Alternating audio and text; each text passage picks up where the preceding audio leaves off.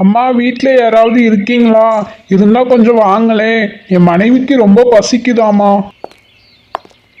அட ஓகே தம்பி, வாங்க வாங்க, எப்படி இருக்கீங்க? பார்த்து ரொம்ப நாள் ஆச்சு. இது யாரு, உங்க மனைவியா? உட்காருங்க தம்பி. ஏதாவது சாப்பிடுறீங்களா? என்ன வேணும் சொல்லுங்க. அம்மா என்னை ரொம்ப மன்னிச்சிடுங்கம்மா. நான் உங்களுக்கும் ஐஸ்கார தம்பிக்கு ரொம்ப பெரிய ஒரு பாவம் பண்ணிட்டேன். நீங்க இவ்வளோ அழகா என் கூட பழகுறீங்க, ஆனா உங்களுக்கும் அவனுக்கு நான் பெரிய துரோகமே பண்ணிட்டேம்மா.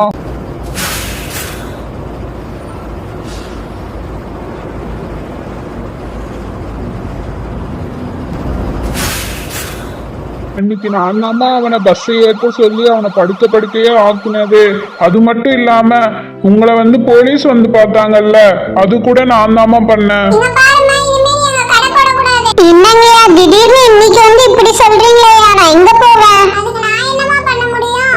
அந்த இடத்தோட உரிமையாளர் உங்க மேல கேஸ் போட்டுருக்காங்க. இத்தனை வருஷமா நீங்க அங்க கடை போட்டுருக்கீங்க, அந்த இடத்துக்கு நீங்க வந்து வழியே கட்டலையாமா? ஐயா நான் கொஞ்சம் கொஞ்சமா கட்டிடுறேன்யா, தயவு செஞ்சு என்ன கடை போட விடுங்களே. நீங்க பாருமா, இனிமே நீ அங்க கடை போடாத, அவ்வளவுதான். அவங்க கேக்குற ஃபைனை கொடுத்துட்டு போயிரு, இல்லனா கோர்ட்டு கேஸ் போச்சுன்னா நீதாமா அலையணும்.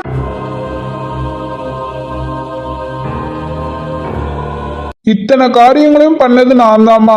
நான் உங்களுக்கு பண்ண பாவத்துக்கும் அந்த ஐஸ்காரனுக்கும் பண்ண பாவத்துக்கும் தாம்மா நான் இப்படி நடு ரோட்ல நிக்கிறேன்.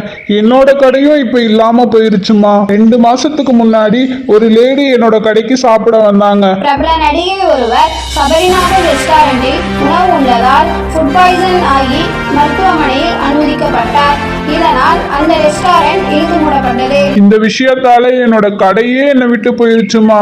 அது மட்டும் இல்லாம பேங்க்ல லோன் கட்ட முடியாம என்னோட வீடும் என்னை விட்டு போயிருச்சுமா. இப்ப நான் என்னோட பொண்டாட்டியோட நடு தெருவுல நிக்கிறேன். எனக்குன்னு யாருமே இல்லம்மா. தம்பி நீங்க பண்ணது பெரிய தப்பு தான், நான் இல்லைன்னு சொல்ல மாட்டேன். அதுக்கான தண்டனையும் உங்களுக்கு கிடைச்சிருச்சுல்ல. சரி விடுங்க, நான் உங்ககிட்ட ஒண்ணு கேட்கவா?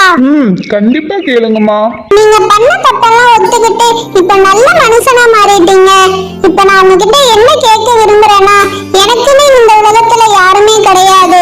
நீங்க என் கூடயே இருக்கீங்களா? என் கூட தங்கிக்கிறீங்களா? நம்ம ஒன்னா சேர்ந்து இந்த கடையை நடத்தலாமே. நான் கேட்டதுல ஏதாவது தப்பு இருந்தா என்ன மன்னிச்சிடுங்க தம்பி. நீங்க தாமா எங்களை மன்னிக்கணும். நாங்க இவ்வளவு தப்பு பண்ணியும் எங்களை உங்க குடும்பத்துல ஒரு ஆளா சேர்த்திக்க பாக்குறீங்கல்ல, உங்களுக்கு பெரிய மனசுமா. தயவு செஞ்சு எங்களை மன்னிச்சிடுங்கம்மா. சகலகலா பாட்டியும் சபரிநாதனும் அவனோட மனைவியும் ஒன்னா ஒரே குடும்பமா சேர்ந்து வாழ்ந்துட்டு வந்தாங்க.